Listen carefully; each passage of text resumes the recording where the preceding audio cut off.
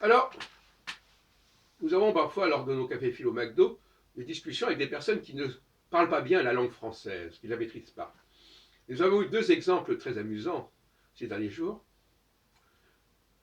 qui montrent que ce n'est pas si facile de comprendre le français. Alors l'un commence à dire « Oh, mais les Juifs, ce sont des commerçants. » Et en français, en bon français, dire que les Juifs sont des commerçants, ça veut dire que les Juifs sont des commerçants.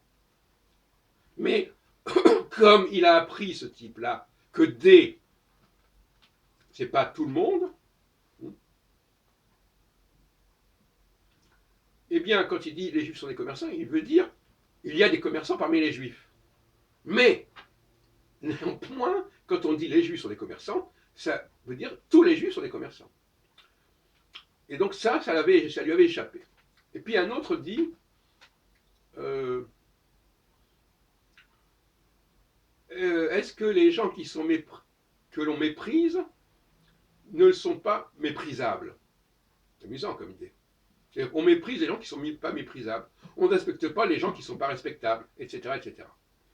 Et là encore, c'est une expression, une utilisation en français tout à fait vicieuse. Est-ce que les gens que l'on persécute sont persécutables? On peut dire qu'ils sont persécutés, mais on ne peut pas dire qu'ils sont persécutables. Et même d'une manière générale, moi je n'irais pas à dire que les gens que je méprise sont méprisables. Je les méprise parce que, de mon point de vue, j'ai des raisons de les mépriser, mais ils ne sont pas, de leur point de vue, méprisables.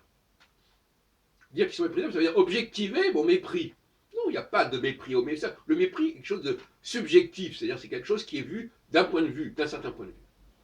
Donc là encore, il y a des dérives de langage qui sont extrêmement fâcheuses.